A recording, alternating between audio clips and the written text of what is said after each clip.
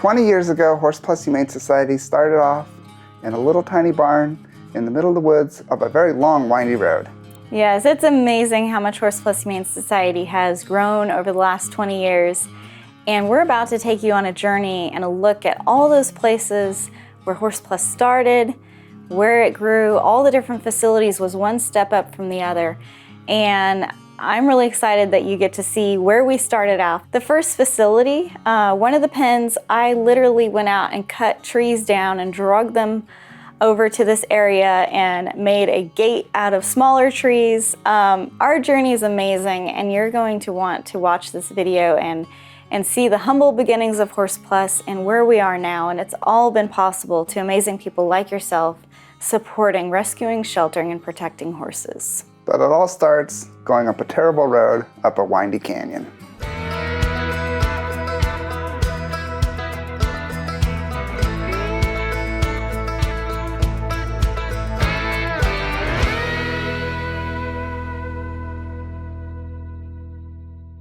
Highway 70 in Northern California is a beautiful road, but it is extremely rough hauling horse trailers up and down this road. And it was the only way to get to our facility in Genesee Valley was coming up this road, and pulling horses on such a windy road through the mountains, it was very difficult. There's a lot of cattle trucks that come up and down this canyon, and just hauling any animals up and down this canyon is just rough. But I always remember growing up here is in the fall and the spring when they were bringing the cattle down and then back up on these sharp corners.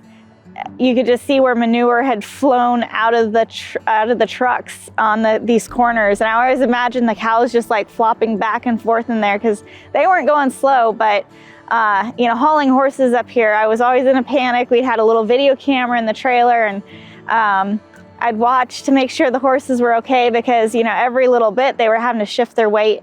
And all the adopters had to drive 2 hours up this canyon to come to our facility. It was a struggle. And then the winter time, it could be very dangerous. It's really neat coming back up to our old original stomping grounds. I moved to this area with my parents when I was 4. And then when I was 12, we moved up to Indian Valley, which is such a beautiful place, and it's just, I always love it. And I rode horses up the mountains there and into the valleys, and it's a very special place for me, nestled way in the mountains of California. And the fire devastations have done a lot. It completely took out the little town where I grew up, and it was pretty rough. Highway 70 is very windy, and it was very challenging pulling horses up and down the mountains. Most of the horses that we would rescue would be down in the valley. And so like adopters, they'd have to drive, 2.5 hours from basically the nearest big town to come up to look at our horses. And ultimately we had to move our facility down to the California Valley.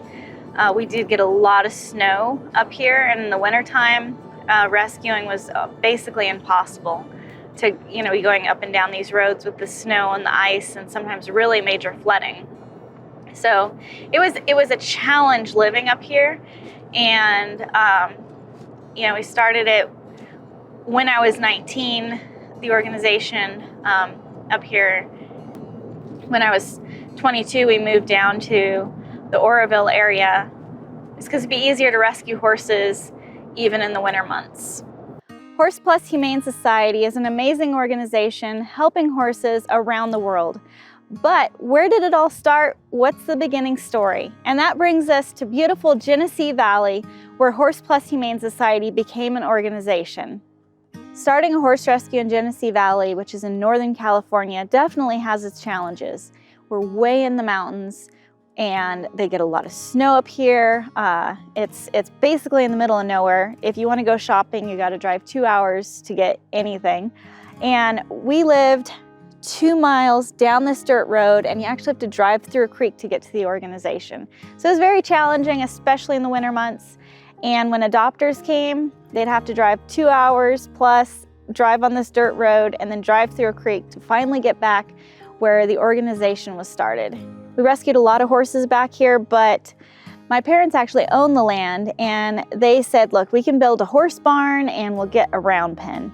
And that's where it all started, using my parents' horse trailer, a round pen, and a little barn they built. And this is where Horse Plus all started.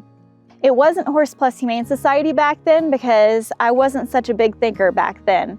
I thought Northern California, and we only want to help horses, so we called it NorCal Equine Rescue, which quickly we realized was a bad name for the organization because we were helping other animals besides horses, and we were definitely helping horses outside of Northern California.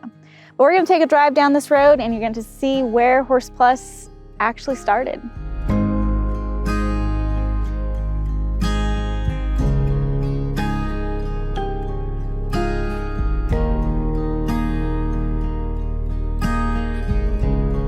This little barn back here is where it all began. It's so amazing to think that Horse Plus has grown so much over the last 20 years, but this is where it started. And we had a little barn here, and I had fences back there, and bring horses in from auction, and just had a round pen across the road here, and we would work the horses and get them ready to find new homes. You know, so many horses were going to slaughter that I had to do something, and that's where we went to the first auction and rescued the first horse. Her name was Skip. When I rescued Skip from the auction, I fully intended on keeping her. And after I trained her and I was taking her on trail rides in the mountains around here, I thought, you know, she is such a wonderful horse, and now she's got training. She could go live a good life with somebody. And I decided to sell her and take that money and go back to the auction and rescue more horses, and that's what I did. It never entered my mind that I'd start rescuing horses. I just went to one auction that our neighbor, when I was a kid, was a kill buyer, and he would go there and buy horses.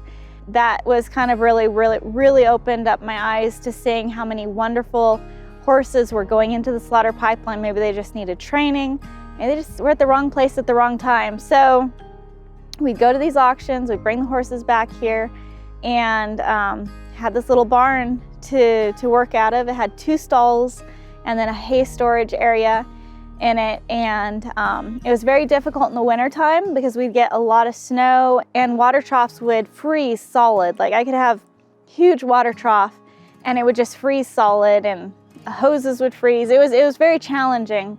But from humble beginnings, you know, hard work and dedication and all the support from our amazing followers has gotten Horse Plus to where it is today, where we're not only helping horses in Northern California like we thought in the beginning, we're helping horses around the world. But this is where it all started. Me and my mom, we like designed the door and screwed everything on. And this was our tack room. Like, we put the little horseshoes in the concrete when we poured it. And then we built saddle racks, and we had the saddles right here. There's a lot of great memories here of just life from 20 years ago, rescuing horses. I was so thrilled to have these stalls. They were magnificent to me. A place where the horses could get out of the snow, but they're very short. I mean, you know, a horse can be in here this ways, but they're very small. You know, we didn't have a whole lot of money to build a really nice barn, and my parents built it because they knew I really wanted to help horses, and we needed a spot for the horses to go. I remember putting in the horseshoe on top of the concrete, and having a stall here and one on the other side, and most of the horses were over there. This was kind of more of like a quarantine stall, basically, is kind of how I used it. So this was the pen that I had most of the horses could come and go out of. I called it the pasture, even though it was so small, but yeah. Nice big open area, and then it had pens going off of back there in the hay storage. It was all right here. Look at all the little electric fence things, put all those in.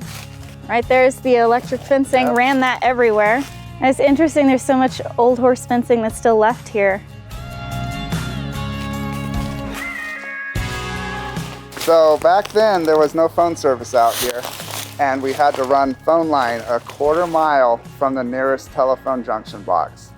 and it just laid on the ground, and often it didn't work. Internet was horrifically slow with it. And on one of those phone lines came in a call that changed the organization. Yep. This lady said she had an estate she wanted to donate, and it had to go to help horses. She actually called one of the national organizations, and they're like, okay, we'll take your credit card number. And she's like, well, it's an estate. And they're like, well, I can refer you to somebody else. And she's just like, I'm gonna find another place. And she found us, and $150,000 was given to us at that time. And that's where you quit working your masonry job. And we just poured everything into Horse Plus, NorCal Equine Rescue from that time forward. And we've been doing it ever since, just one day at a time. Absolutely. But I had all these pens set up through here. So this was one pen. And I like this pen because there was a tree. It's fallen down now, but the tree grew up right here. And I had it where the gate would go right against it. Yep. And so that would be my one pen here, and it had lots of shade from trees, and I had the same on the other side. This was the alleyway that went up from the barn. Lots and lots of memories. So this was the last pen up from the barn, and it's crazy to think the fires come through and burnt so much, but so much is still here, which I'm so thankful. This is crazy. I remember tying this rope on here like it was yesterday to keep this little gate. Is that a gate? That is a gate. And that's the thing, like we didn't have money to buy gates. Down by the barn, you know, we actually had a few gates, but like I had to make my own gates out of wood and nails and ropes to make it work. It's because it was close to the house. This is where I could put ones if they're having babies or they're critical. And I literally went out and chopped these trees down, drug them in here and nailed them up to make a little pen. I was very resourceful. If there was a need and it needed to get done, I'd be out there with a handsaw cutting the trees down, tied that rope up there, and look at that, the bull snap still works. 20 years. 20 years of sitting there. Check it out, there's the old sluice we found way out in the woods, because this is an old mining town, and there's a lot of mining stuff. And we thought it was the coolest thing. It was a mining cart. And we drug it up the hill. hill. We drug it up the hill. Brought it home. Brought it home. It took so much. We were doing our part to take litter out of the forest. Yeah. I mean, that thing was heavy. Oh, it was heavy. And then I planted a rose in it. And here we are 20 years later, and the rose is still growing. That's awesome. Our little humble beginnings, which was actually, this was a shed that was converted into a house. Well, it doesn't belong to us, and it's locked. Yep, where a little fireplace was. We had the couch over there in the kitchen. And those little sketchy stairs little going sketchy. up. There's so many memories here. It's so neat to come back and see where Horse Plus started. And I mean, like the little fence over there that I needed so I could keep an eye on critical horses, and hard work, dedication, and a lot of stubbornness. No, absolutely. And from my perspective, I just want to tell a little bit about the story of my perspective from what I remember. You know, that was 20 years ago. It's been a while. We're getting old. But yeah, not too bad yet.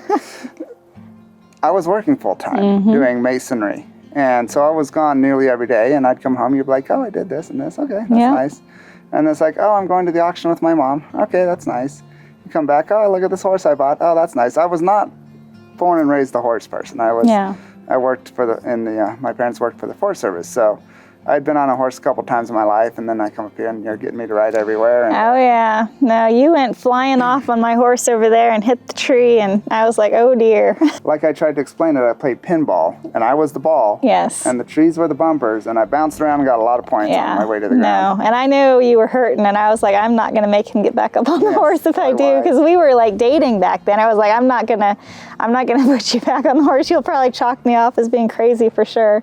But you know, it's more started happening, and then you're like, well, you know, people are calling me a horse trader in the valley because I'm getting these horses from auction. I'm putting some training into them, and then they're calling me a horse trader. And I wasn't doing it as a business to make money on these horses. I was doing it because I grew up as a 4-year-old next to a kill buyer who was shipping horses to slaughter, and I didn't understand it at that time. It didn't really make a lot of sense to me. what was happening or how it was happening. But when I went to that auction when I was 19 to get a horse for myself, and I saw how good that horse was and how quickly I was able to train her and go on trail rides and take her down the arena and ride with our friends. And that's when it really clicked, is she would have gone to the slaughterhouse if I hadn't have gotten her. Yeah. And she was an amazing horse. And at that point, even though I wanted to keep her for her entire life so bad, I made the choice to rehome her and take that money and go back to the auction and get some more horses so they wouldn't be killed. So I wasn't doing it as, oh, I'm gonna get these horses and flip them and make money off of them and sell them to whoever. It was, I wanna get these horses from being killed at the slaughterhouse and find them homes where people love them. And so we got like, a few horses that first year, and that's where it's like, we're not doing this as a business to sell horses. We're doing this to save them out of the slaughter pipeline. And that's when we're like, there's dog rescues and there's cat rescues. Why can't there be horse rescue? Which there were horse rescues out there, but it wasn't super common. And I'd really never heard of a horse rescue other than when I was a kid. I got a flyer, and it was these 3 horses, and it showed how emaciated they were, and then they were rehabbed and they looked really nice. And that was the only real thing I had come around with, like horse rescue. And I was like, we're rescuing them out of the slaughter pipeline. And I just wanted to save horses from that horrible fate. And so that's where it's like, we need to be a horse rescue. And NorCal Equine Rescue just made sense, because I never saw myself leaving this valley. I always just thought I would be here living in this little house, I guess. Yeah. Maybe work hard and afford a bigger house, but that's about it. Maybe. And, so NorCal Equine Rescue made sense. I didn't think these big pictures. I've learned to think. I did, but not to the point where we're at now, that I had to learn, you can't just look in a little box. You have to look at a really big picture. Big for you back then was a lot smaller than big is now. Yeah, yeah. Now when we think big, we're thinking globally. Yes, and when I thought big here, I thought about getting 6 gates from the feed store so I didn't have to make wooden gates. We got a $150,000 donation from the estate, and that launched us into thinking That bigger. changed everything. Like, we have $150,000. Neither of us had ever seen that much money before in our entire lives. And we were, so thankful we had such a good board of directors. And basically we knew we couldn't stay here. Right. We had to get down to the valley because winters up here were rough. I remember not seeing anyone for 4 months during the winter, except one person who came to see us. Literally, we lived on this property. We were the only people that we really hung out with, associated with for 4 months. Yeah. And one evening, somebody's banging on our door. Yeah, we're like, what? We were so happy to see him, but we could make it out to town, but with the snow and stuff, basically I stayed put in the winter times and waited for everything to thaw out. Just taking care of the animals. Just taking care of the animals. So that's where I knew we had to relocate. And looking around down the valley, there was a rental that came up. Yeah. And it looked like it would be amazing for us, but soon we realized we were growing way too big for that little piece of property. Let's tell that story when we get there. Sounds good. This is the town of Taylorsville, and it's the closest town to Genesee Valley, but there's only a grocery store here and a post office, and this was the biggest town next to me growing up. Ever since I moved here when I was 12, I would try to go through the 4th of July parade, and I went through one time with an emu and a pet goat, and I ended up in the visitor guide for 10 years. They had me in there. And I took my donkey through the parade, I took all my little animals, just really enjoyed going through the parade. But this is a really old town here, and there's boardwalk on the grocery store and then the post office. And this is the last post office that actually has combination post office things. One day I came here to get the mail, and our organization had been going for a little bit. And I opened up the mailbox with the combination, and I pulled out an envelope, and I didn't recognize the name. And it was the first donation we ever got for Horse Plus was in this post office. And it was $25, and I was like, wow, somebody sent $25 because they like what we're doing saving horses. So this is where the first donation was mailed to Horse Plus.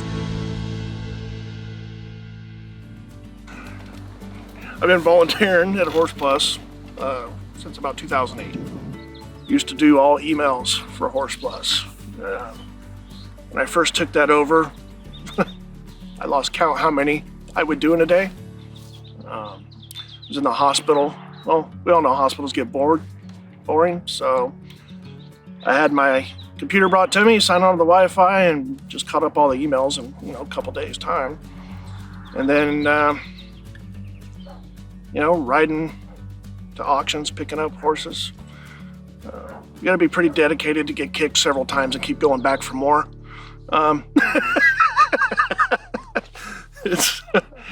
It's been a wild 20 years. When we left Genesee Valley, we moved down to Oroville, and the climate's much better here. We were able to rent this 2.5 acre parcel of land behind us, and it has a 5-stall barn, which I was so excited about. The stalls were so much bigger than Little Barn in Genesee Valley with just 2 stalls. But what were some of the challenges we faced here?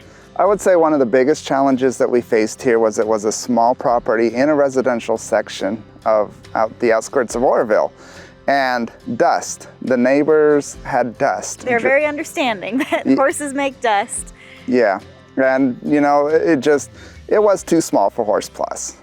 And we could only have about 8 horses here at a time, but for us, really starting off, it was a much better location. We didn't have all the snow and stuff, but we knew it was a temporary location. We had the little round pen right here next to the road, and I'd be training horses, and they, big old rattle trap come flying by with a bunch of trailers and clanging and banging and spook the horses. So there was definitely challenges here, but it was a landing place for us to find a location that would work better for us. And we knew it was temporary when we moved here. We did. We moved here with the understanding we were moving here temporarily so we could find a piece of property in the area that would work for a permanent solution for Horse Plus, we thought at the time. We thought at the time. We didn't realize how big Horse Plus would grow. But the property was nice, 2.5 acres, the 5-stall barn, it has a little creek back there and a lot of shade for the horses. It was much more convenient for adopters, but as you see, there's a lot of traffic. There's a lot of traffic right on the road, and if a horse had gotten loose, it could have been a real danger to itself and traffic driving by. So there was some challenges here. Thankfully, it is fenced with this chain link fencing around, so it wasn't like a huge danger of a horse getting out, but things happen. And it wasn't a long-term situation here at all. It's just let's try to get down here to the valley to where we can kind of get our feet on the ground and figure out where's the best place. And it was hard finding property because this was going into kind of like the peak of property value. Before the 2008 bubble. Yeah, so we were right in that that time frame. So 2006 and 7 is when we moved to this property, going into 2007, and then we were able to purchase the next place we're going to, and it's a few miles away. It is back of dirt road. Back of dirt road. This was the most populated place I'd ever lived before in my life. I was like, yeah, there's people everywhere, neighbors. But then we found another location. We wanted to be out so the horses wouldn't bother, people with dust and stuff. So we found 10 acres, and that's where we're headed next. Well, let's go. Jason and I looked for property everywhere, and we were really hoping to find property on a paved road, but we just couldn't find any in this area. But we finally found a 10-acre lot down this dirt road. I think the worst thing was a lot of cars would get stolen and taken down this road, and they'd burn the cars on the side of the road. It was kind of a rough area. We didn't realize how rough of an area it was until we lived back here. We looked really hard for somewhere to move Horse Plus Humane Society, and finally we found a bare 10-acre piece of property down this road for over $114,000. We worked really hard on trying to find a property on a paved road, but there just wasn't any. Nothing in our price range. It was expensive back then. It was very expensive, and We had to get a personal loan out to try to buy the property, and it was a struggle. It was completely bare land. There was no power on the property, no water, no septic, and I had to sell my car so we could get a septic on the property. There's a lot of challenges we faced, but the biggest challenge ended up being the water. We drilled 2 wells on that property. We drilled one 400 feet deep, and it had no water in it. Just a dry hole. It was just bone dry. And the next one we drilled 360 feet, and we got, in the summer, less than a quarter gallon a minute, which meant there wasn't enough water for the horses. We put a tank up on the property and tried to pump water up to the tank just so we could water the horses, and it would just trickle in. And then you had to end up getting a industrial water truck. An old clunker somebody had. We're like, we can get that and we'll haul water with it.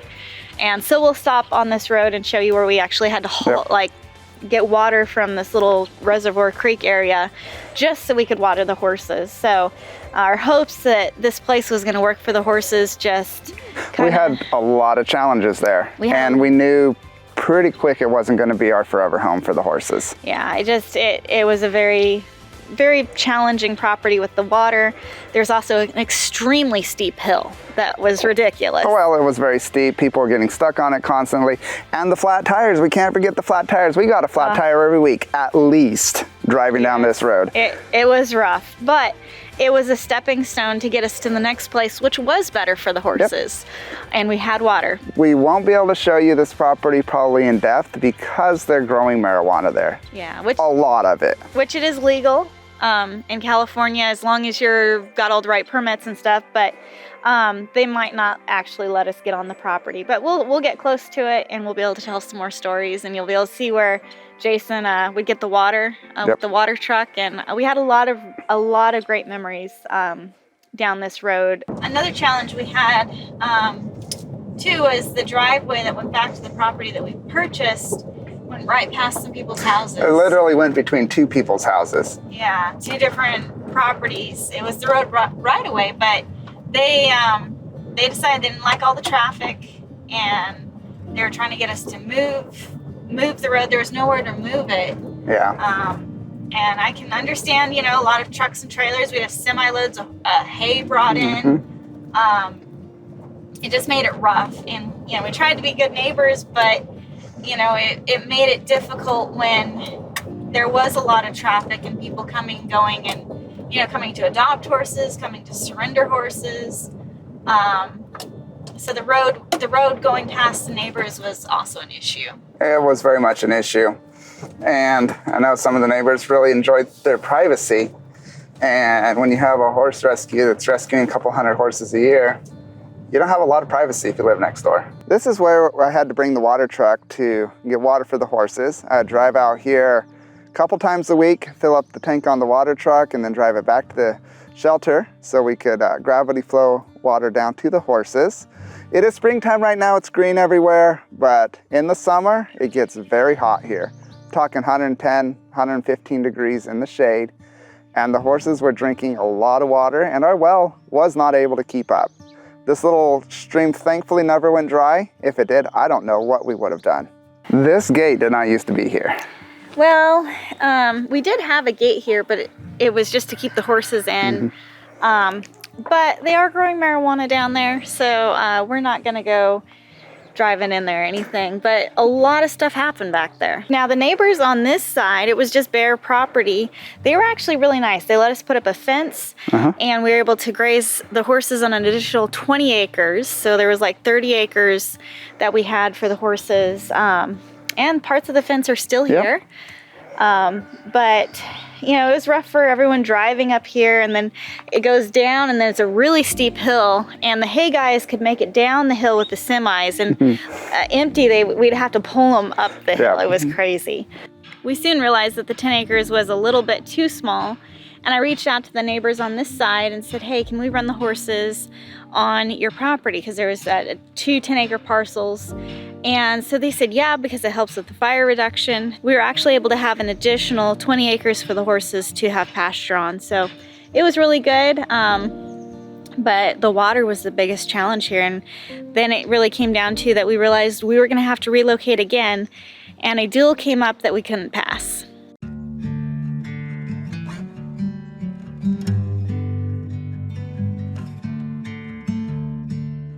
86 Fort Junes Way behind us is, you know, a quarter mile or so off the paved road. It was 20 acres of pretty much flat pasture. Usable land.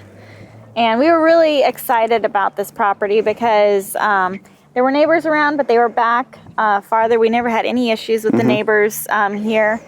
And the water was such a huge blessing, but it was constantly windy out here. Yes, as it is now. In the spring in California, in the valley here, it's green and pretty, but summer it gets dry and then it gets dusty. So there was a lot of dust. I think just with this property, it was big enough for us, and we were able to grow a lot. And we would have stayed here, I think, a really long time, just operating here and slowly building up. You know, the permits were a big issue because we couldn't build anything unless it was engineered and all that stuff, which there's still some shelters back there that we put up. We would have been here a really long time, but their opportunity opened up that we couldn't pass up. And we needed more covered space. We needed, you know, better office space. And a piece of property opened up. It had 30,000 square foot of office space and covered arena and covered stalls and surgery room. Like it was amazing. Perfect. And so that was why we relocated from this place. It had enough room for the horses here. I mean, there was no trees, there was nothing. And this new property opened up that became really amazing for our organization, and everything that we needed to do that we were trying to do so hard, we weren't able to do here because, you know, we didn't have the barns and, you know, all this stuff that we desperately needed. And this property was available for lease. And we moved from here. Once again, we moved again. But this move that we made was the last move we made for our organization in California. So this was the fourth place the Horse Plus had been at. It had been up in Genesee, then it moved down to Skyline, then it moved out to Wandering Way, and then it moved out here to Fort Junes. And it was definitely the best place. There was no real complaints other than the wind, but there was utilities available. The road was no problem. It was a little bumpy, but it was no problem. Yeah, I mean, this was a great piece of property, but the opportunity came along where we were able to get such a better piece of property, and that's ultimately why we ended up relocating. Oh, absolutely. So we're just about ready to go up to the other place, but one of the old neighbors came by and he remembered us, and they'd adopted a horse from us, and he says the horse is doing great. And what he's doing now with the property, he doesn't own this place, but he's cutting hay with it. So he cuts the hay and then he discs it down to dirt so that the fires don't come through and destroy the place. It's really neat still. You know, we've made such an impact on California, and we're gonna head up to the other place now, and that's really where Horse Plus really started maturing out here in California. We had a facility that was able to keep up with all the dreams that we had for the organization. So we're gonna head up and see that one next.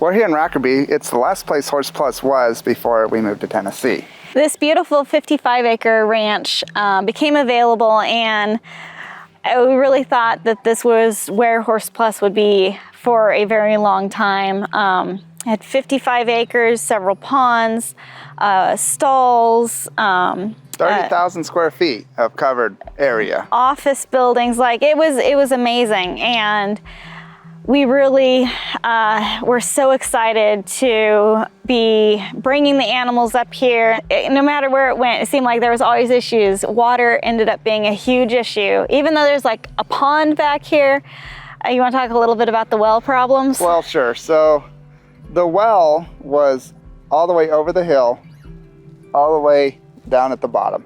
And from there, the well was 600 feet deep. And sometimes the well would die. And it was very expensive to get a well rig out to pull the pump, get it fixed. One time we actually did it by hand. There's about 4 of us that pulled the well by hand. And after we did it, we realized we could never do that again. It was too hard, it was too dangerous. So every time there's a well issue, we had to call the professionals, and they'd try to get a boom truck down there, overall, it was just a real challenge. There was also irrigation water from the county to irrigate the pastures, but we were split 50-50 with the neighbor for the usage of that. And he would just at random come up and turn it onto his property, and it was just a real hassle. Yeah, and ultimately over the, we had a 5-year lease on it, and over the course of time we also realized that crime was very high in the office buildings. They actually came in and stripped all the copper wire out, which was a huge hassle to fix. There was actually a police helicopter flying over one time. They were trying to catch some criminals that had fled up here from the city below, and they were actually shooting at the helicopter. We actually ended up arresting a felon on the run on this property ourselves at gunpoint. It was really sketchy up here, and with all the fires that happened, we always thought we'd stay in California, but we were asked to transport some horses to North Carolina, and on that trip we saw a glimpse of a place that had a huge need for horse rescue. And the auction yards there, they had huge semi trucks loading up with horses to go to slaughter, and there was no rescues at these auctions that we could see. And we just kind of, put a fleece out for God to, kind of direct where we should go. And he opened it up and made it very plain. And we had some property that we had personally purchased just a few months prior to going to Tennessee, and we kind of asked God, if you want us to move to Tennessee, sell it for like $100,000 more than we think it's worth, and it instantly went into escrow for even more than that. Yep. And that gave us the ability to purchase the property that now Horse Plus owns and built the facility on, and it's really, really amazing where Horse Plus has grown. I mean, from the very first little property with a little tiny barn and hauling logs out to make little pens, to this place. It was such a blessing to be here. It definitely had its challenges, but we've been able to help so many horses in Tennessee. I kind of did feel bad though leaving, because we helped a lot of horses in Northern California. There were quite a few rescues in California, though. At that time, we would go to auction, and we'd actually be unknowingly bidding against other rescuers. Yeah. In Tennessee at that time, there were no rescuers. Yeah. And there still are rescues in California, but a lot of them, they're full, and that's the hard part for horse owners. But through our mentoring program, that's what we're here to change, is help give rescues the tools to be open in mission and not turn a blind eye to horses that desperately need help. But this facility, it's beautiful. It's always gonna hold a special place in my heart, because it wasn't perfect, but we had a surgery suite, and we were able to put horses on a gurney and roll them into the surgery room. It was really amazing. And one thing I'd like to also talk about is how many stalls there were. There was a number of stalls already here, and also there was a number of areas where we could unload horses no matter the weather, and they were warm and dry. Yeah, so when we'd bring in horses from auction, we could actually back up to a unloading area and unload them safely, and had a big holding pen for them. Originally, the property was used for water buffalo. It was going to be a dairy, water buffalo dairy place, but it ultimately went under and became bank owned, and then ultimately we were able to get a lease on it. And so what was a huge refrigerator room for cheese, water buffalo cheese, became our surgery room and recovery areas. And it was a huge blessing being here and operating the facility here, because ultimately, to help the largest amount of horses, and that's always been our mission, we needed to be where slaughter was legal. Even though it's illegal here in California, it was happening. In Tennessee, it was just blanketly open, and we needed to get in and help those horses, because they definitely were shipping a lot more than they were. And here it was mainly just 2 kill buyers working together. And Tennessee, there was just slaughter truck after slaughter truck. We rescued hundreds, if not thousands, of horses through here. And it was all because people saw the mission that we were doing. They supported the mission we were doing. We were rescuing horses from Central California, Reno, Fallon, Northern California. I think we went up to Oregon to get some. And bringing them here to this facility. And it was, I mean, the road's a little windy to get up here. Yeah, sure but is. we had the, covered area that we needed to operate with. And it was a huge blessing operating a facility out of here. I will say moving from a setup facility like this to bare land in Tennessee was a bit of a challenge. It was a challenge. We had done it before, like Four Dunes, completely bare, Dunstone, completely bare. And where we started, completely bare. Yeah, we were ready for the challenge, but one thing that we found, that we didn't have to have building permits. That was a huge help. And, there was a lot of things that made it a lot easier to grow in Tennessee to be the facility that we are today. We were always pushing for having, an organization that was like a dog and cat shelter, but for horses, and having those same things the dog and cat shelters have for dogs and cats, but we wanted it for horses because we felt it was very important. And it was a great facility. I was really sad to leave, but I knew God had some amazing things in store for us in Tennessee, but I had no idea how amazing it would be. Something really neat happened. The guy that's living on the property now, he invited us in, said, hey, walk around, video whatever you want. So I'm pretty excited about this. This was an amazing chapter of Horse Plus, and it's neat to be able to be back on the ground and being able to walk around and show you all kind of what the place was like. All visitors must sign in an office. That was important because they had to fill out the liability release. We painted the post, and back then the colors were kind of burgundy and forest green. So we painted it all. So this is our office with the reception. In this room we had our medical treatment area, and our vet tech worked out of there, and then record keeping. And at the far end we had our break room for our employees and volunteers. The bars on the windows were a necessity. Crime was very high in the area. I'm sure it still is. We had people break in and steal our checkbooks. It was crazy the amount of crime in the area that we had to deal with on a regular basis. The area to the right of me, this is our recovery stalls after the surgery room, and then we had our main area right here where we could bring horses in, and our squeeze chute was in there. And then also our big surgery, just a big treatment area. We could roll up the doors and bring horses in and out. And now it's kind of just used for storage, it looks like. We'd put a lot of feed over in that room over there. So it all had a function and the use when we were using it, and it all worked very well. This area here is where we had our hay. We'd also feed a lot of cubes here. And then on the other side was a big holding area where we put horses just kind of when they'd come out from auction. It was a quarantine holding area. And then the stalls back behind there. This area behind us is where we'd put a lot of the horses that were kind of here long-term, but our quarantine kind of area.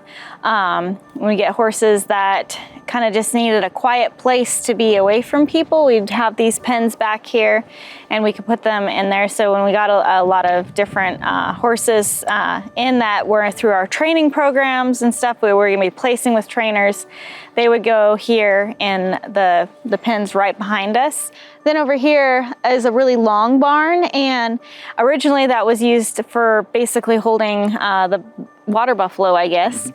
And we would use that as a great big holding area, and also kind of like our little indoor covered round pen was in there, where our trainer would work on the horses in the rain or sunshine. And then the back end of it, our thought was like a little tiny arena, but it mainly was a holding facility.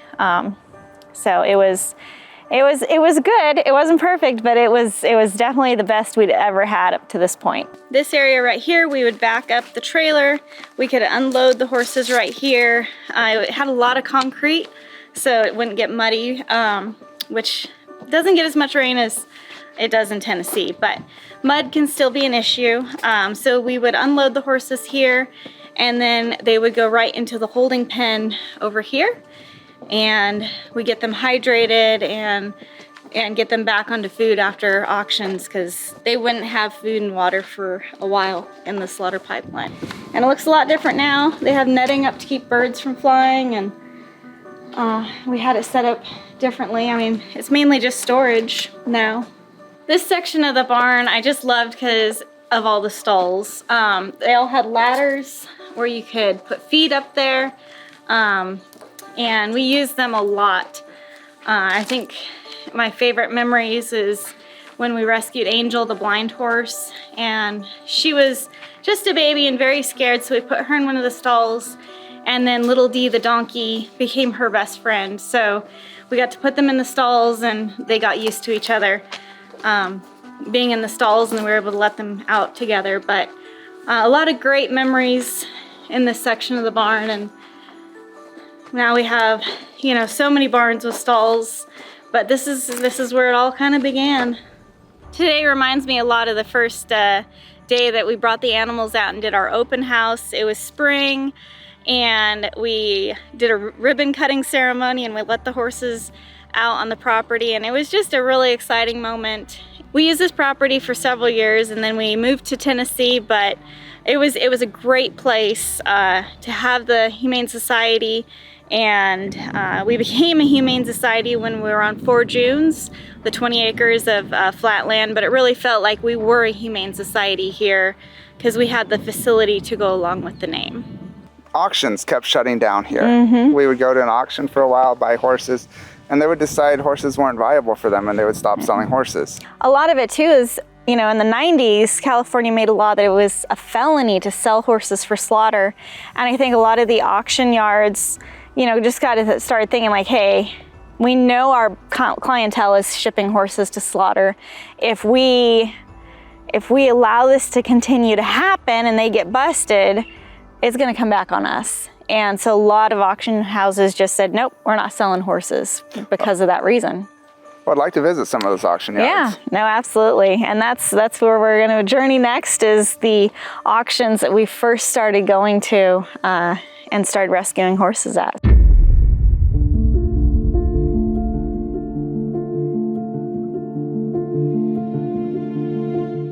This is where Horse Plus started rescuing horses, at the Shasta Livestock Auction in Cottonwood, California, many, many years ago.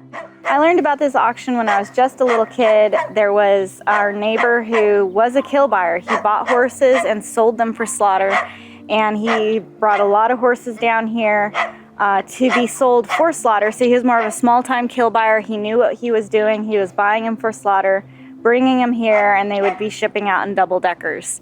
And it was a really, really rough thing. And he was always talking about the money he was making off these horses. And I remember my dad was just like, yeah, it's really sad. He's taking horses to slaughter. But it really never dawned on me too much, because I was like 4 or 5 years old listening to some of this stuff. And as I got older, I realized, you know, this is really bad. But it really didn't sink in until I came here when I was 19 years old to buy a horse for myself. And I got a 4-year-old quarter horse mare. She wasn't halter trained or anything, and I got her and I trained her how to ride, and I really started thinking about, if I hadn't have gotten her, she could have been sold for slaughter, and she was such a nice horse. And that really just kind of spurred on the realization that I needed to rehome her and go back and get some more horses out of that horrific situation. And that's what we started doing, and that was 2003, and we have rescued so many horses. I think this auction, I'd always gone to auctions as a little kid, like the auction in Orland, and this auction was kind of a different ballpark for me because there were kill buyers here in the droves getting horses for slaughter and for trading. And this one guy, he was, and we saw him at multiple auctions, but this is the first time I saw him here. He would just be going through the horses, and these are friendly horses, they're pets, they're coming up to him, and when he's done inspecting them, he'd just punch him in the face, and it was like, what? Just to get him to move away from him. Just to get him to move, because he didn't care about the horses. And I saw a lot of horses that were crippled here, and at that point I was only getting the ones that I thought we could rehome, because I hadn't come to that point in the rescue work where I realized every horse needs help, not just the adoptable ones. And you're a teenage girl, recently married. We had no money, and so you can't say, well, we should have done it differently. Then that's where we were in our process of learning how to rescue properly.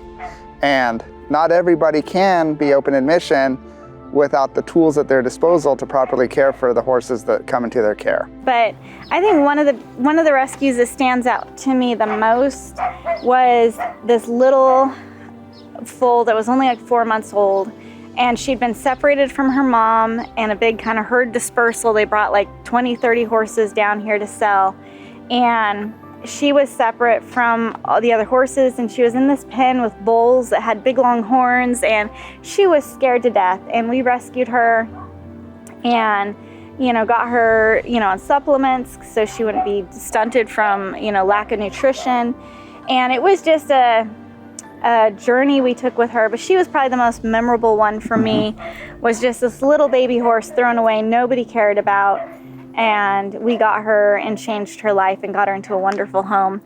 And I think the worst auction rescue that we ever did down here, we came down and it was 117 degrees. I think by the end of the day it got to 119, 18. Felt like 150. And my mom, she was with me that day, and she was having a heat stroke, and our vehicle was overheating and didn't have air conditioning. It was rough back in those days, but every time we came here, we did as much good as we could. And one day we came here, and usually we got here, and the horses would be getting ready to sell, and because this was a monthly sale, and they said, "Oh, we aren't selling horses anymore. We're going to stick with just cattle." And basically, I think it was the law that California put into place that every horse that's exported could be a felony: exported for slaughter, held for slaughter, sold for slaughter. And I think, this is a really big auction yard. It's very well established. It's, it's pens, everything's pretty nice and clean. And they didn't want to participate or deal with that. And so they just stepped back and said, we're not going to do it anymore. Well, there was a risk. They didn't want the risk of law enforcement involvement here.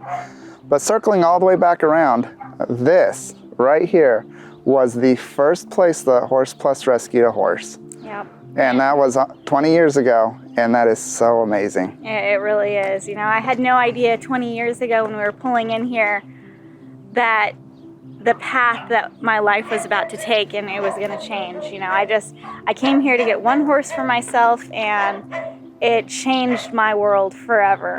And I'm so thankful I came here and got that one horse out, and then it showed me, this is a really nice horse, and she could have gone to slaughter.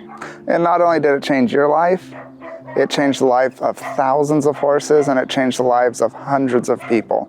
We're now rescuing, sheltering, and protecting horses around the entire world. Yeah, it's truly, truly just amazing. I mean, just, pulling in here with our little truck and a 2-horse trailer, just going to get a horse for myself at the age of 19, and it completely changed once I saw the big picture of so many nice horses going to slaughter, and I knew I had to help and save as many as I could. But it all started right here.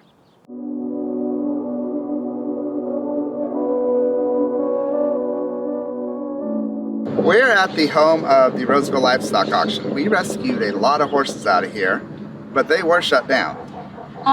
Yeah, it was a very rough auction. We were going to the Cottonwood auction, and when that one closed down, basically all their clientele came down here, selling horses, a lot of the kill buyers, and it was a rough auction.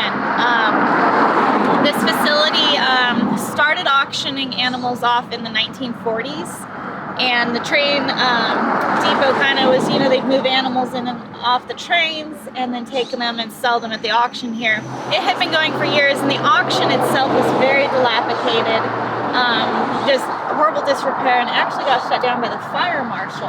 Yes, so we're talking broken boards, nails sticking out, horses getting injured. I mean, there were so many horrible injuries we saw just from the auction yard. it was at this auction where I really changed how I was rescuing horses. This auction actually kicked us out. Yes, they kicked us out. They threatened to hit me and knock me out, and this was while I was holding an infant. Yeah, it was a rough situation, and we said, look, they can't just push us out. We've done nothing wrong. We're just here buying horses. But we were hurting their clientele, which was the kill buyers. Which is a felony here in California. It is a felony, and we did a protest right here along the fence, and we said, let us back in to rescue horses. And the news was out. The owner came up, he's like, I never kicked you out. I don't remember any of that stuff. He developed selective amnesia at that point in time, and he's like, of course they can come rescue horses. That's totally fine. So we did. And I think one thing that was kind of interesting and telling when the news article came out, you know, how they were viewing rescues is they told the reporter that, you know, there was another rescue that came and they only would rescue the skinny old horses, and that's what rescues should be rescuing. And we were getting those horses and the fat horses, and they're like, they're not rescuing them, but we were hurting their clientele of purchasing horses, and the kill buyers couldn't get their hands on them, and it was making them upset. But once the news came in, they backed off. The office ladies all really loved us. They were always super nice to us, and it was an interesting situation.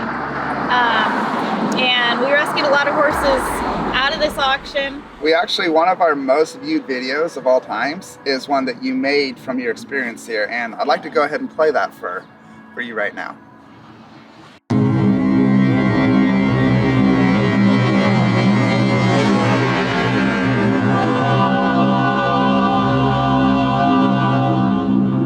What you have just seen were horses that were sold at Roseville Livestock Auction. This auction is now closed, so I feel at liberty to share some of the things that I saw there, things that will stay with me the rest of my life. I first went to Roseville Livestock Auction in 2005. I was appalled by what I saw. Horses were standing in pens where trash and boards were strewn everywhere. There were also boards with sharp nails in them. In the parking lot, there were huge stock trailers with out-of-state license plates waiting to load up precious horses to be shipped. During the auction, I saw killer buyers raising their hands and purchasing large numbers of horses. After the auction, this man started leading away this horse. The horse pushed him. He made a fist and punched the horse repeatedly in the face. At that moment, I heard a horse crash into the fence behind me. It was this poor, young, wild Palomino stallion who had never been handled before. He'd crashed into the fence, and now blood was dripping from his nose. The reason he had crashed into the fence was that his new owners were trying to rope him so he would be easier to load. Soon they accomplished this. I felt so sorry for this poor horse. Nothing could have prepared me for what I was going to see next.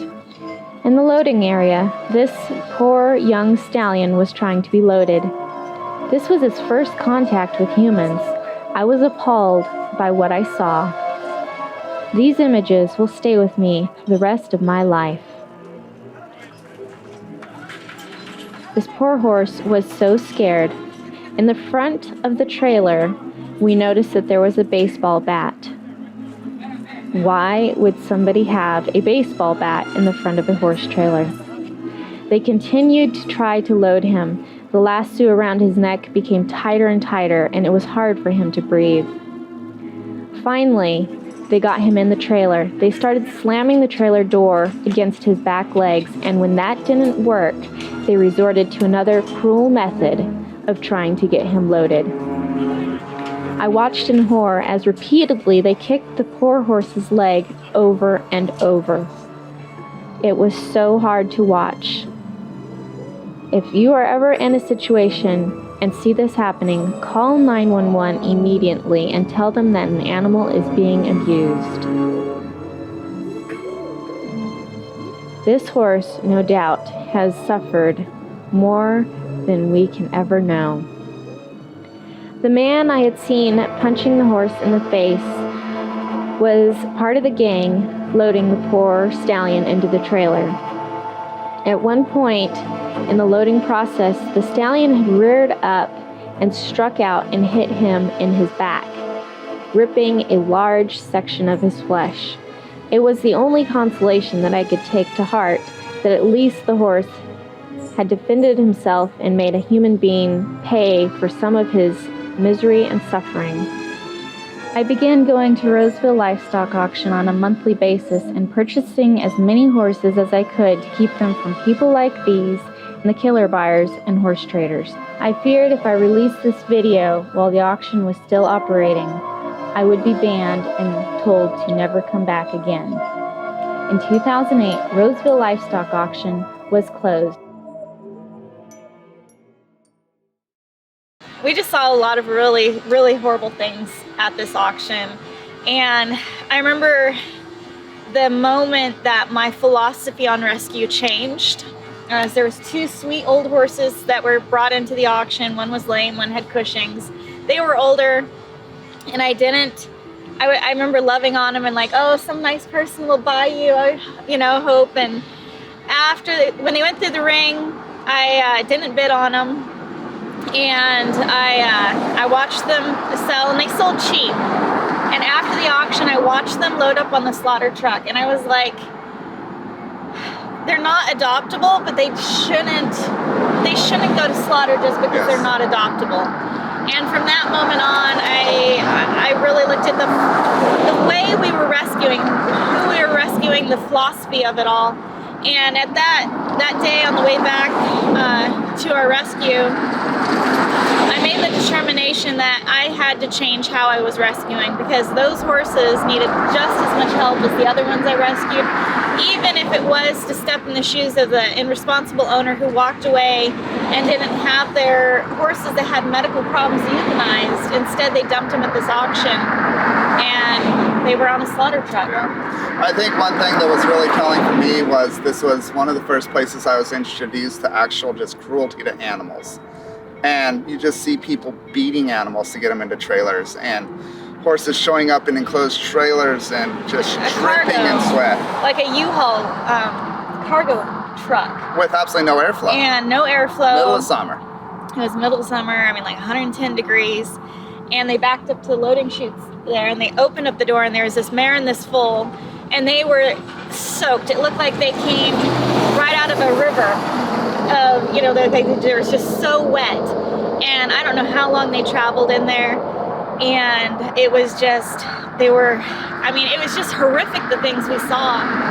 And this one time I was here, I noticed that the animal control was bringing horses here, and I talked with them and I said, it's kind of a rough area, and they're like, oh, I know, we get calls all the time, there's nothing we can really do, but we had this seizure case, and we can't adopt the horses out, and we have to bring them here. I'm like, look, we'll take them.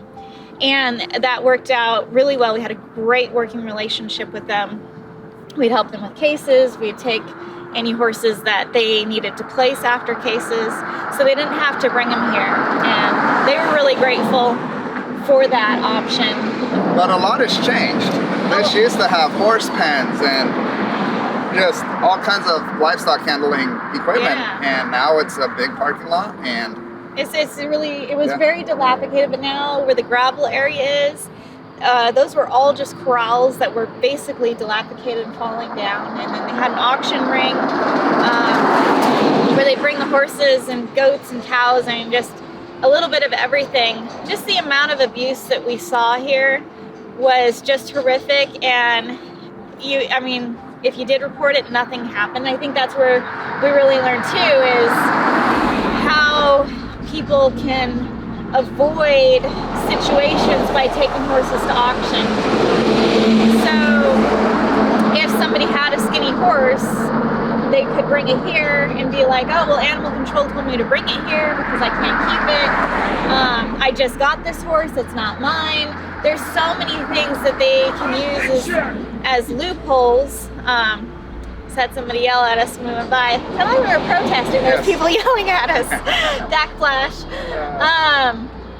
but just there was a lot of just horrific abuse, and there was nothing that could be done for it. And I mean, and we were here every month for a long time. A long time until it shut down, and then we went further south to other auctions. And you know, being in California, every horse that's sold or transported or held for slaughter is a felony. And up north, the auctions that we saw in Orland and Cottonwood, as soon as that law really came into place, they kind of backed away from selling horses, because they're smart business people. They're like, wait a minute, if we know our clientele is shipping horses to slaughter. If this comes back on us that we knew that, we could get a felony. So a lot of auctions just stopped selling horses altogether. But as we went further south in our journey, it got worse and worse. It was like the kill buyer mafia drug cartel of the horse world. It was really rough. And we're going to show you that next. Yeah, we're gonna be going to those auctions too. So, but yeah, this is the auction where I learned the most. When, as far as rescuing from auctions, this auction, I definitely saw the roughest of the rough.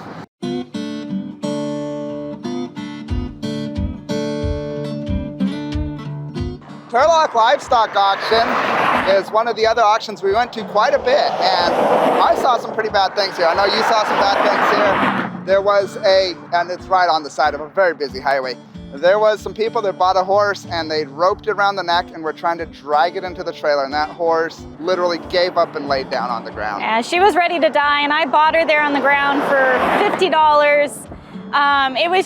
There was some really sad things. The horse trader, kill buyer, was very tied in here. He sent his workers to come buy horses here for him, and ultimately they tried to kick us out, and they figured out they couldn't. They didn't like what we were doing, especially when we got the news involved, when they went undercover with us. We went undercover here with the news. I was dressed, I had a black hair, and I had like towels around my waist to make me look fatter. And I was trying to tell the news people, like, okay, it's this person, it's that person, because they were kind of spread out around the auction, and I was trying to text them. And this poor guy came over and started hitting on me, and he's like, where's your husband? Well, Jason was out here because we didn't want to get too many people in there since we were doing an undercover with the news. And he said, well, that guy doesn't deserve you, and we can go into business with her. I'm just like, just be quiet while I'm trying to work. This auction is no longer operating. The pens are overgrown. And it's really been interesting going from, place to place through our journey here, is that things are shutting down, and the auctions aren't accepting horses. It does make the owners have to be more responsible. They need to get a vet. They need to rehome the horse themselves. It doesn't make it so easy for kill buyers just to congregate. So it is interesting seeing them shut down. That auction owner got arrested for shipping horses to slaughter, and he tried to kick our volunteers out when they were going and try to get horses, and they just didn't want anything to do with rescue because they knew that we could expose what they were actually doing, and that was participating in shipping horses to slaughter. So another win for the horses. Yep. They can no longer get shipped to slaughter out of this. It was actually, looking at the website, it was COVID that shut them down. That's what they're blaming it on. It was probably just a lack of sales, lack of interest. Yeah. The slaughter industry is a dying industry. It's built on the death of magnificent horses. And the sooner it can go away, the sooner the horses can win. But this was another win for the horses. Yeah, and there's lots of auction yards out there that run really good establishments. They try to have the animal's best interest at heart and all this stuff, but what it really comes down to is, here in California, it's a felony, it's illegal, and they're participating in it. And when you're participating in a legal activity and going against the law, ultimately you're going to end up shut down and overgrown. Yep, absolutely. So another win for the horses. Yep.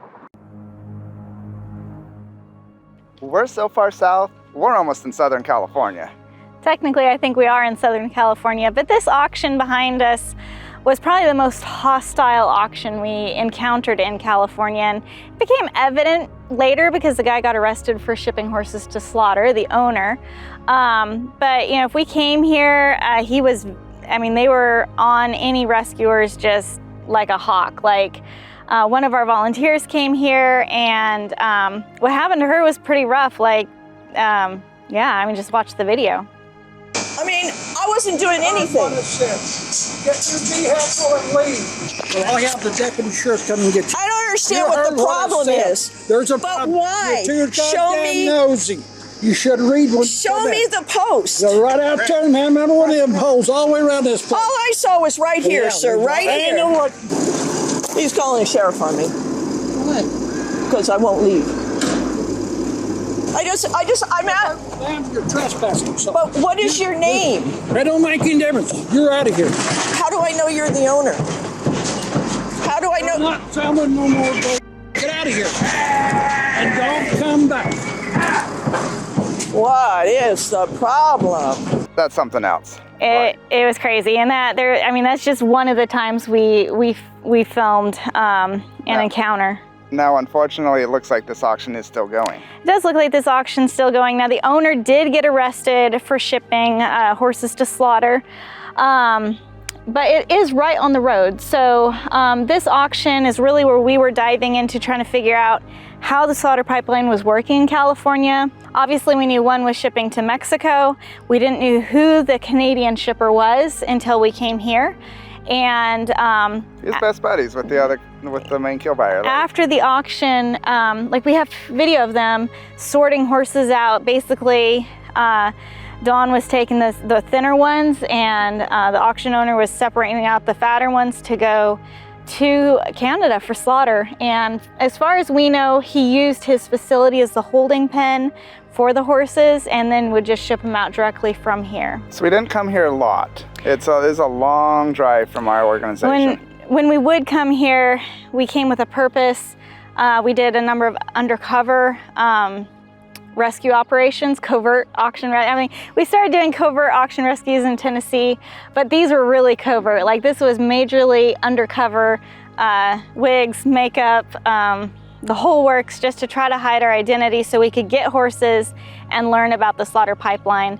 And shortly after we were videoing all of the stuff we were getting here, the auction owner did get arrested. And that was the first arrest in California since the law was put in place in the 90s. So it was a really big deal. So this auction is, a big part of horse welfare history for California, regardless from our history, that the owner was actually arrested and convicted for shipping horses to slaughter. And that is huge, because these guys are slippery, and they don't want anything to do with nothing when it comes to animal welfare organizations coming and saying, wait, this isn't right.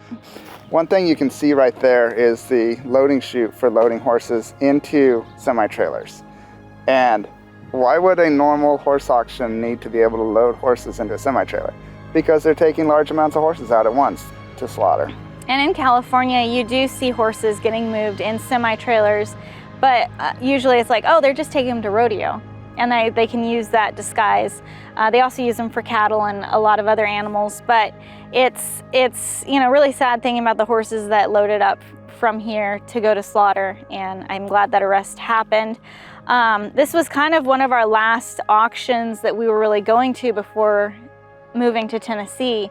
The others were shutting down. They were shutting down because they were realizing that it was illegal what they were participating in, and that law made it very difficult for rescuers because it was so hidden, and exposing it could be very dangerous. But when we headed back to Tennessee, there's huge semi trucks loading up horses. Yeah, they're going to slaughter. It was a totally different thing than what we were used to. But in some aspects, I'm like, at least it's open and they're not lying and trying to cover it up because every horse is a felony. And that's really where it comes down to. The borders need to shut down and not be accepting American horses for slaughter.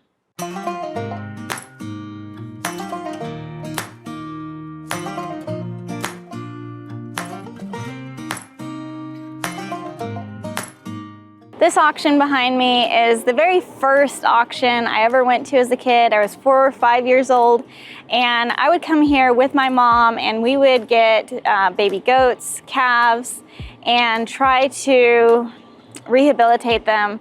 Sadly, the calves sometimes were so far gone, they wouldn't make it, but we would do the best we could for them. But this is really where I got my first taste of what an auction was. Learning how to understand auctioneers just when I was like 5 years old, really kind of diving into how animals were being sold. So I got a very early education when it came to auction yards. This auction and I go way, way back just because it was the very first auction when I was just a little kid coming here and kind of seeing how, you know, the auctions worked. And so a lot of people are like, oh, you know, how long have you been going to auctions? Well, I've been going to auctions for a very long time, and this was the first one. They stopped selling horses here for a while, but then they did let a few come in here. We ended up rescuing horses at this auction. We did a covert auction rescue. It was a really sad situation. This lady's horses were taken basically in divorce court, and they were forced to be sold at an auction. And we came in and tried to get them. There's also a kill buyer here at the same time. We were able to get some of them, but it basically now this auction is focused on cattle and not selling horses. But we did rescue a few horses here, and kill buyers did attend this auction.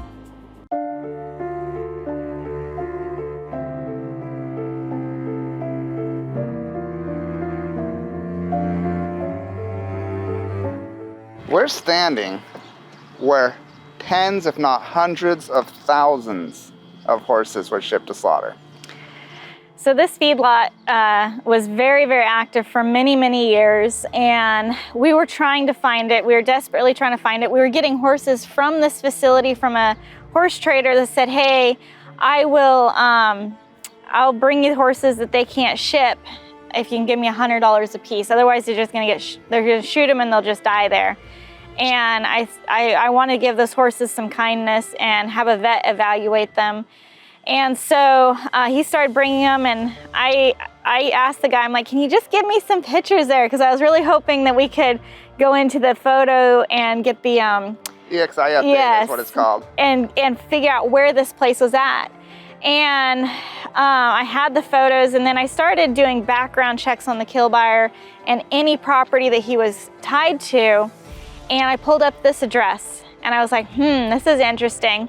And as I started looking at the property on Google Earth, I got the photos that the horse trader sent me, and they matched. And I'm like, this is where it's at. And at the same time, like, we came down here, we saw, I mean, there was probably close to 200 horses here when we came. It was just horse after horse and different feedlot pens, and you could walk along the river and the horses were just right there to see.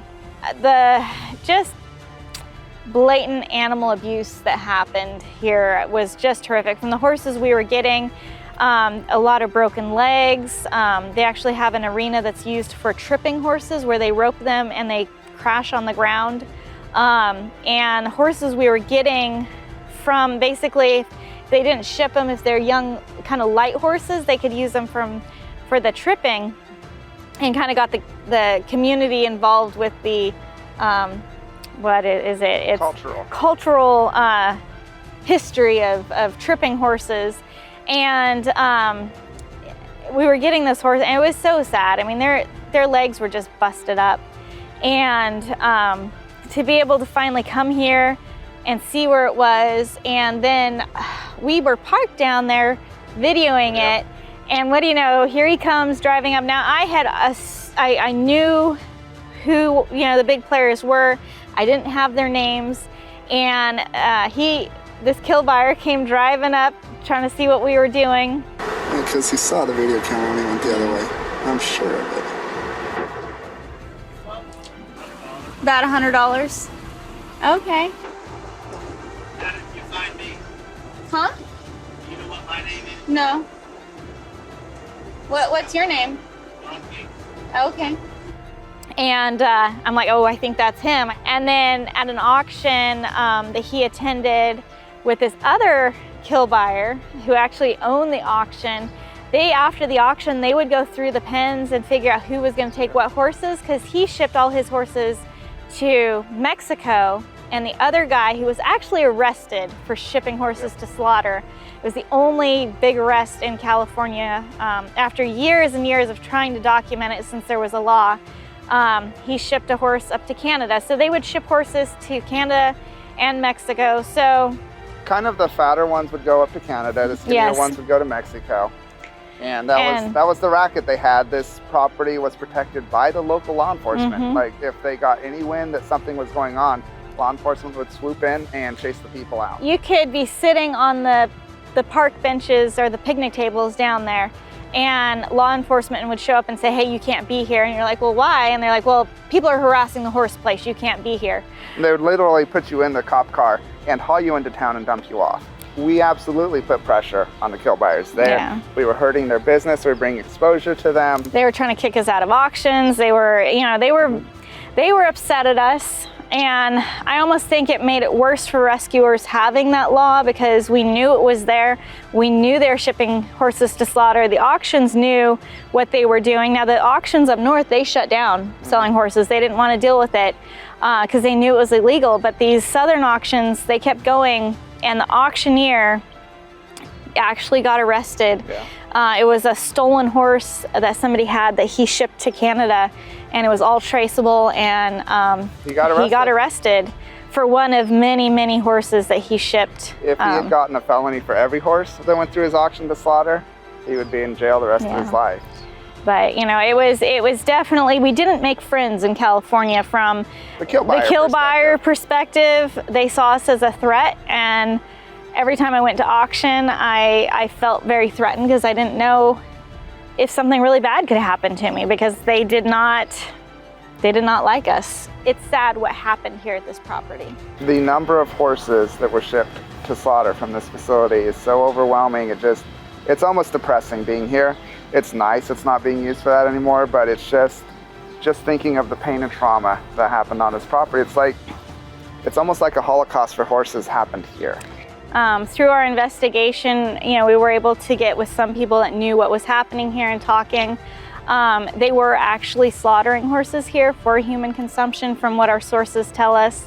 And it was, in Mexico they eat horses. And so if they could butcher some horses here and sell the meat locally, they did that. So it's really great to see it shut down. Hasn't been used for a while now. Yeah. And I think it's another win for the horses. It is. And it's great coming back here and seeing that it's no longer operating, because it easily could be. So I think, we're a small part of this Holocaust for horses no longer being a feedlot to ship horses. It could have kept going, but thanks to Animal Angels and the exposure that we all, put out about this place, it is now overgrown and deserted. We did so much work in California trying to help horses and raise awareness. And when we were relocating to Tennessee, we had our facility. A really neat thing happened. We got invited here to the state capitol to receive an award for our organization. The kill buyers and horse traders who didn't like our organization, they tried to make up rumors that we were kicked out of California, just all these things that just so aren't true. And we came here and received an award for the hard work we did for the horses in California. And it was just an amazing honor to receive that award and to receive acknowledgement here at the State Capitol building for the hard work we put into helping horses here in California. Receiving the award wasn't our first time here at the State Capitol building. I also came and spoke here for the Mustangs being rounded up and held in holding facilities. Please welcome Tony.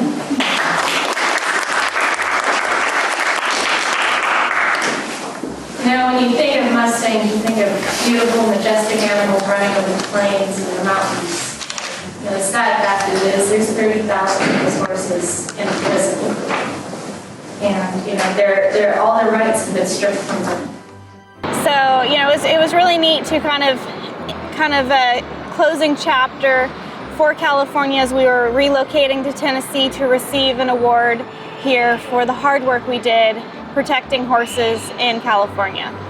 California is very progressive when it comes to a lot of animal welfare laws, like making it a felony to ship horses out of California for slaughter.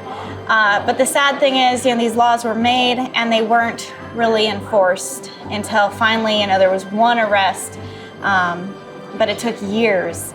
And I think for me, one of the hard things was there was so many laws for animals that were upheld and were followed and enforced. And moving out of California, from coming from a state that has so many laws to help horses and does so much for horses, and even them acknowledging the work we do here at the state capitol building in the chambers was just amazing. But moving out of California and seeing what different laws were there to protect animals, it was really, just completely antiquated laws out there for, horses, livestock, dogs, cats. So I think in a lot of ways, coming from California and seeing what good animal laws can do for animals, especially, dogs and cats, and those same laws can apply to horses. When we moved our organization to Tennessee, one of the reasons we needed to is because their laws are so far behind when it comes to protecting horses. The dog and cat laws are okay in Tennessee, but horses are classified as livestock and they're so far behind. It's almost like living in the dark ages. And if you want to get a person who's abusing horse, say somebody's starving their horse to death, they don't care to feed it, you have to make a sheriff report. The sheriff has to call the State Department of Agriculture. They have to send an investigator out, and then eventually the sheriff will get permission to seize the animal. It's pretty bad. So kudos to California for stepping up, having animal protection and welfare laws in place. Hopefully Tennessee and all the other states will catch up and horses will be protected across the United States.